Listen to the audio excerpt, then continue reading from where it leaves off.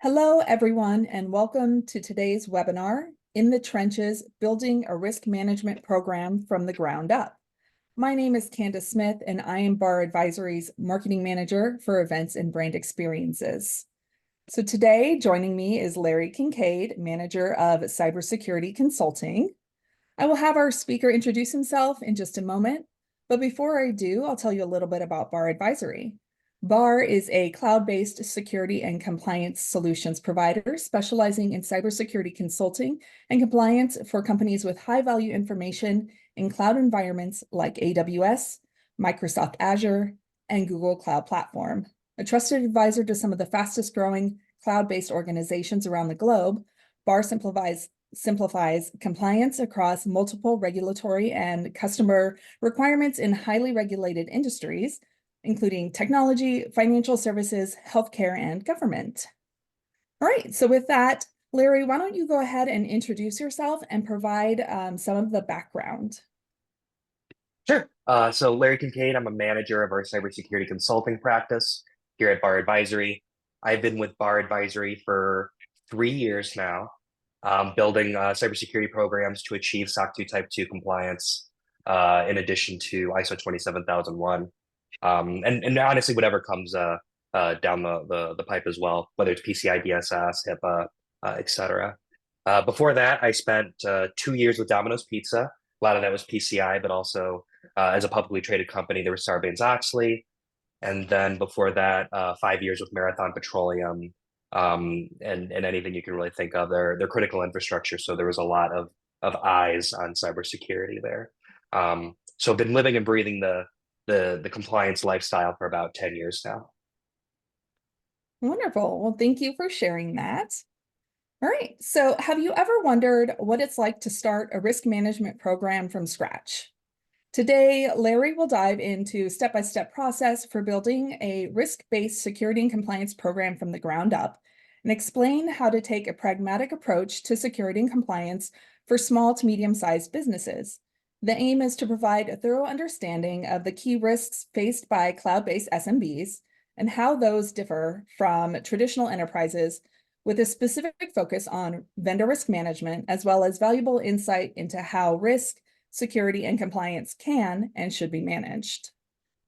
So a couple of quick housekeeping things. Please utilize the Q&A feature on Zoom to submit any questions that you have, and we'll attempt to answer as many as possible throughout the presentation. So you can also raise your hand and I'll take you off mute if you'd like. And if we don't get to them during the presentation, we will get to them at the very end. Also, a recording of today's webinar will be provided after the event via email in case you missed something that you'd like to revisit or share with a colleague. So without further ado, I'll hand it over to you, Larry, to go over your agenda. Awesome. Thanks, Candace. So in short, we're going to touch on security versus compliance, as discussed, key risks in the cloud. I like to really hone in on vendor risk management, especially as it relates to cloud-based SaaS providers, which is our predominant niche. And then, of course, compliance frameworks that are applicable. Alrighty, so security versus compliance. It may go without saying, it may not. Security does not equal compliance. Compliance doesn't equal security. Shocker, right? When talking about them, though, a lot of folks tend to use them interchangeably, which I understand why, but at the same time, they need to be separated. But they complement each other. They're two sides of the same coin. Security without compliance can be somewhat directionless.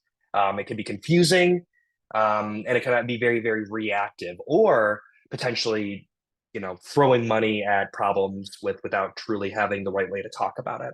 And that's where compliance comes in. Compliance gives us a common language to discuss things, not only internally, but externally with stakeholders, whether it's customers, whether it's investors, et cetera. But compliance without security doesn't necessarily mean that your environment's security. There's plenty of shadow box programs, is what I call them, that equate from check the box mentality when it comes to compliance. And not only that, but I feel like when compliance is the focus and security takes a back seat, you tend to get I think less open with audit, less open with your stakeholders in regards to what your program actually looks like. And when in reality, an audit should be there to help strengthen the program and identify issues, identify opportunities for improvement. So taking a step back again, compliance should be seen as the common language of security in a lot of cases, and them built together, you get this trust factor. When someone says that they're ISO 27001 compliant, I have a really good idea of not only what controls they have in place, but how they talk about it. And then I can ask those questions that are more pointed about them as well. So trying to think if there's anything else within this like particular concept. I think as it relates to risk management specifically, risk management feels very, very compliance driven because I think naturally, if you're just focusing on security, you may talk about risk, but risk can be very different things to very different people, whether it's between IT to finance or even internally within IT within different teams. So compliance even internally helps at least give a common language to how we talk about risk. All right, so key risks within the cloud. And again, think about this. I think based on my experience in dealing with cybersecurity compliance is there's usually the moat and the walls and then the network, and then all business operations take place within the network or the for business operations, the corporate network rather, and then anything outside of that you're trying to prevent. Um, and I think in a more modern tech stack that we're dealing with today with SaaS providers, everything's fragmented. There is no corporate network. The corporate network is typically maybe your identity provider. So with that being said, again, as I talked about before, governance, risk management, and compliance, that is a key risk, I think, I guess, for all businesses, rather, not just the modern tech stack, but having that common language and that common understanding, in addition to consensus, which I'll talk a lot about as I talk about risk management. Identity and access management, it differs in a sense that you don't have maybe a traditional VPN going into a corporate network, but IDM throughout and true zero trust, if I'm going to throw out a buzzword there. But it's not just passwords and MFA. It's, hey, do we have joiners, movers, and leavers? Is their IAM access appropriate? Do we have least privilege enforced throughout our environment? And of course, your termination controls. Infrastructure security, you're looking more at not just patching the hardware, but more focusing in on the software. Yes, auto upgrade is available, or auto scaling and features within the cloud native infrastructure are available, but are they implemented? Is it cost prohibitive to implement those things? Does our business really warrant those kind of controls, et cetera? For system security, of course, you're getting more into the networking. Again, we're not managing the network hardware in the modern tech stack, but we are accountable for ensuring that there's VPC set up, that there's segmentation between production and non-production, whether that's at the account level or the VPC level, account level being best practice, of course. But not only that, but like, are our customers also, are there expectations that we have true segmentation instead of a multi-tenant infrastructure? And I think that question comes up no matter what business case you have or what business you're serving. But of course, you have to justify it and discuss it about, okay, well, we're multi-tenant because this is the kind of business model we have. And then application security, of course, peer reviews. Do we have static code analysis, dynamic code analysis tools? Are there the proper gates set up? Are we releasing code to production that is vulnerable, that has dependency free? Those are, of course, common risks in the cloud. And then business resilience and availability. I actually touched on this a little bit within the infrastructure, but are we leveraging multiple availability zones and the cloud native functionality that ensures that we have redundant systems? Is it cost prohibitive? Is it, are we multi-region? Are we multi-cloud? Very expensive if you really get into it, but maybe our business case doesn't necessarily warrant that. And then, of course, again, I highlight this because I think that with the segmentation of the fragmentation of different services and not having that true a corporate network, vendor risk management is probably the number one risk that I see for all the companies that I work with.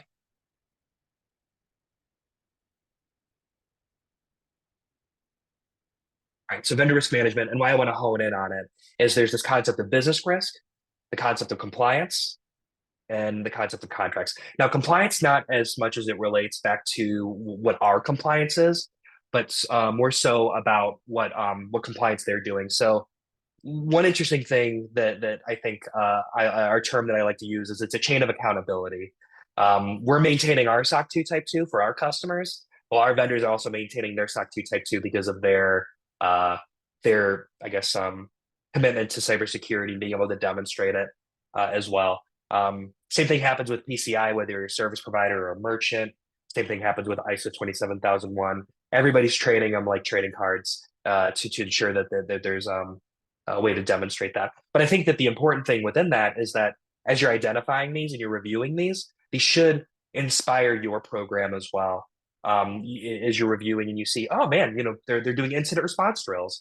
There's no requirement within SOC 2 Type 2. In fact, there's very rarely like very pointed requirements within SOC 2 Type 2. There's a lot of ambiguity in how you manage your programs, but it can inspire you in how you manage your program. Or I think this concept of trust centers is something that I've been seeing a lot more as well.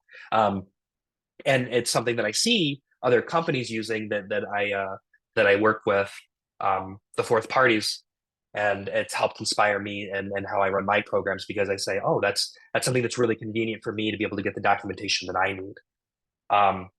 So, anyways, honing in on the compliance is obviously really really important. Whether they're hosting our PII, and we need to ensure that there's the element of GDPR and CCPA is there, that the DPAs are executed.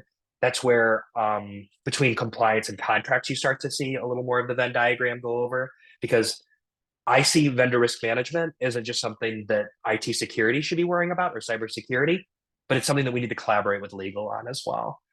So in reviewing those contracts, what's the, I guess, the data ownership? What's the request for deletion?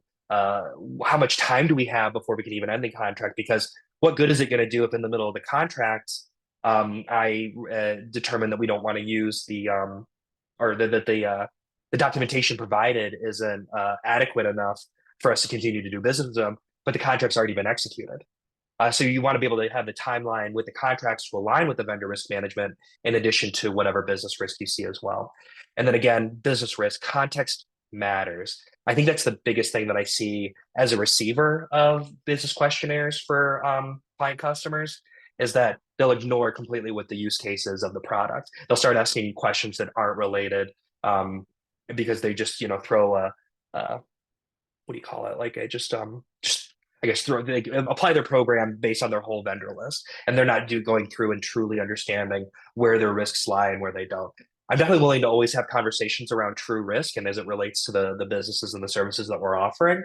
But if you are answering a questionnaire that asks about availability when truly is availability something that should be considered within the services offered, I know that you're just throwing that out there. But I mean, I guess the way I want to think about it is on the flip side, we need to be better about it ourselves. We need to understand what a SOC 2 Type 2 is, how it's leveraged in an ISO 27001, and then base our questions off of that and really hone in on the applications or software that the real risk lies.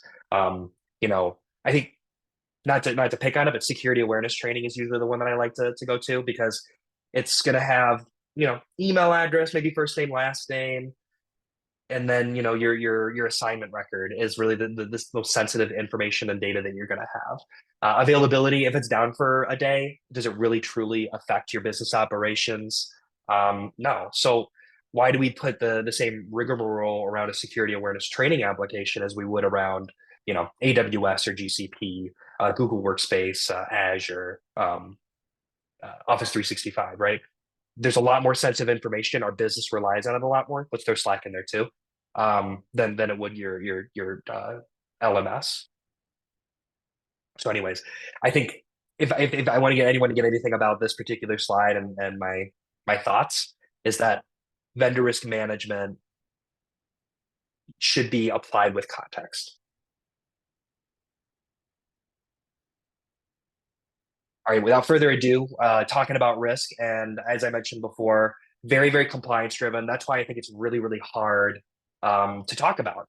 And with that being said, one thing that I challenge myself with all my clients is to avoid the check the box conversation or avoid the whole, well, we have to do this because we won't be able to maintain an effective SOC 2 Type 2 report or ISO um, or using compliance as my hammer because I need to make it pragmatic. I need to talk about, okay, well, what's the real risk behind what we're doing? What's the real risk behind the risk of risk management?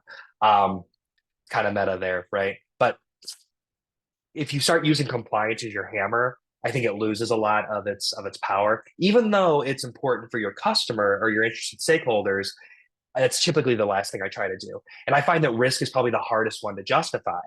But the way to think about risk, and I think the reason why people have so much trouble talking about it is because opinions differ. It's not as prescriptive as it could be. But the idea behind risk management isn't so much that we have, I guess, really, really, I think, strict and um, uh, proper a risk register. It's more about the dialogue that happens outside of it. Let's talk about these risks as they relate to our business. Let's get the right people in the room and understand what it is and why we do it prior to just deciding how to treat it. Because in a lot of cases, someone may feel about something differently than someone else. And I think that the other thing about risk management too that people lose is like the comparison of other risks. So being able to put things on the risk register and comparing one item to another, but it's also the ability to review it later. So, hey, we made a decision 2 years ago that it's going to slow down our infrastructure to put antivirus on our Linux boxes. Well, is that the same thing as it is today? 2 years ago, we made the decision, but what does it look like today? What are the mitigating controls? Mitigating controls then were, well, there weren't a lot of Linux concerns because I mean, again, Linux can have viruses, but not nearly as I think as pervasive as a Windows environment or Microsoft. But is that still the case today? And can antivirus be implemented in a way that isn't performance degradation? Another one is DLP. 5 years ago, DLP was super cost prohibitive. What mitigating controls we put in place? Well, we're going to talk about putting in DLP-like controls and more logging and monitoring, leveraging the cloud native functionality that there is today, which of course is even better now than it was then.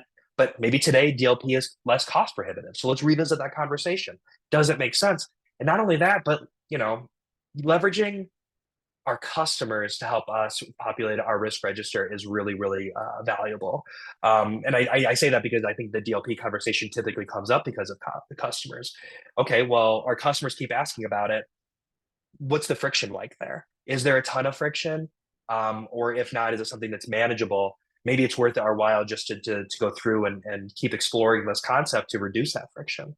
And again, that's what risk management truly is trying to identify and talk about is, what's the cost of not treating the risk versus what's the cost of treating it.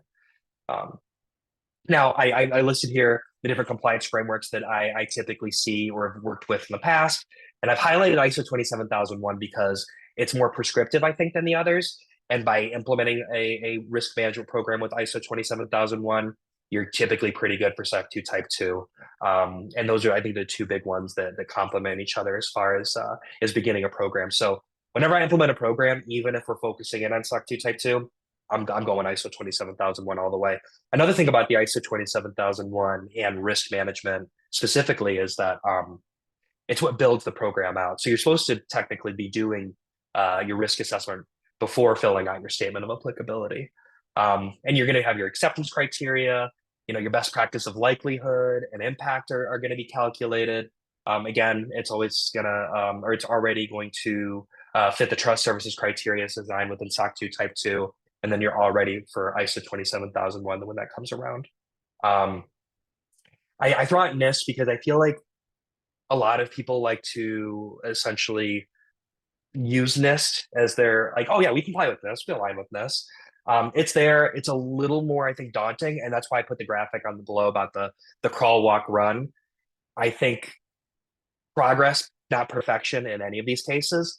We don't need a perfect risk register right out the gate for year one, especially if we're going to be trying to get the buy-in of leadership, because we don't want a 4-hour an all-day meeting talking about risks. Let's really focus on the things that matter. And then as we get more and more mature, we can start adding to that. NIST, again, if you really want to go for it, go for it. But I typically leave that for later on because I find more value in ISO and SOC 2. And then I throw in open fair standard as well. I don't see it a lot, but I do think it's really, really valuable because one thing that I think that gets lost, even if you do have your rubrics and your common language for risk defined within your governance, I think that it still can be hard to talk about. I think you can lose people in the room really, really quickly when you argue that this is high risk or this is critical. FAIR takes a stance and attempts to actually put dollar values to risk by using the Monte Carlo simulations, and you're still using impact and likelihood, but then in a way that you actually get to equate dollars and cents. Dollars and cents, the common language of business, is super valuable, and I think that if you do need I guess add that additional context, it's worth exploring. But I would consider that further along the running than it would be the crawling. Crawling is definitely just let's talk about risk as it relates to our business, high, medium, low. Excuse me. Um, I see a question here. Candice, you mind if I just dive into a question real quick? No, I think that's great. If you want to read it out, just so that we can get it on the recording. Of course. So how do you get management buy-in for your risk programs? Kind of touched on it a little bit before, but it's the FAIR standard, I think, is something that I typically like to explore. But even beyond that, it's the pragmatic aspect of everything, and not trying to boil the ocean right on the get-go. It's a really, really direct and concise risk register in which you're prepared to talk through and get started. But it's I think it's just the usability of it, really. It's definitely one of the hardest things that I tend to face. So it's a really good question.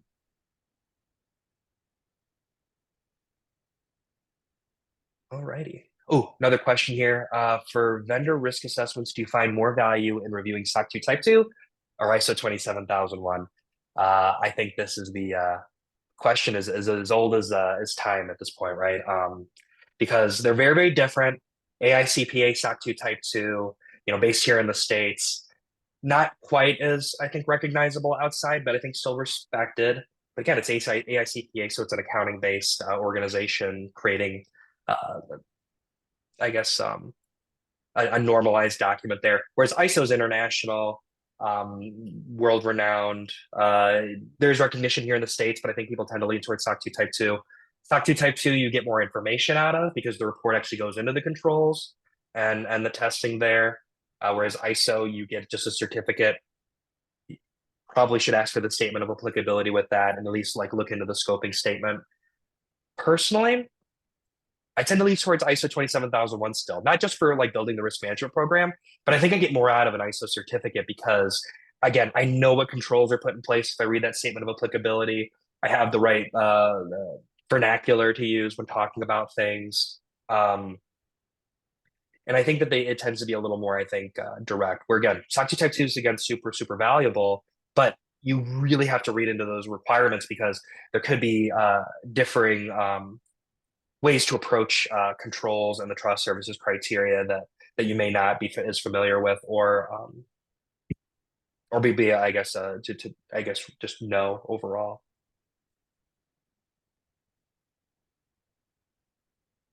All right. Awesome. So thank you, Larry, for this forward-thinking presentation. I'd like to spend the last few minutes of this call going over any questions that we've seen come in from the audience. If you haven't had a chance to post anything in the Q&A, we've already had a couple, but now would be the time, or raise your hand and I'm happy to take you off mute. And I'm going to give it a couple of seconds here, maybe a minute, see if we get any additional questions. Are there any closing thoughts that you have, Larry, while we're giving everyone a beat? Of course. I mean, and I mentioned it before, but I did just like to highlight it. It's progress, not perfection, is really what it comes down to. Um, you don't want to boil the ocean or drink from the fire hose. That's great advice. All right, so I'm not seeing any other additional questions come in.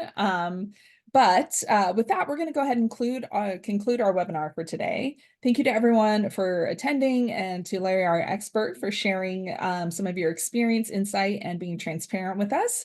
We hope that you found this information valuable and that you got your questions answered. But if you did not, Larry's email is right here. Please reach out to him directly to continue this conversation. You can also watch your inbox for this email or for an email with the recording of the webinar. And that's all I've got. So we hope that you have a wonderful rest of your day, and thank you for attending. Thanks, Candace. All right.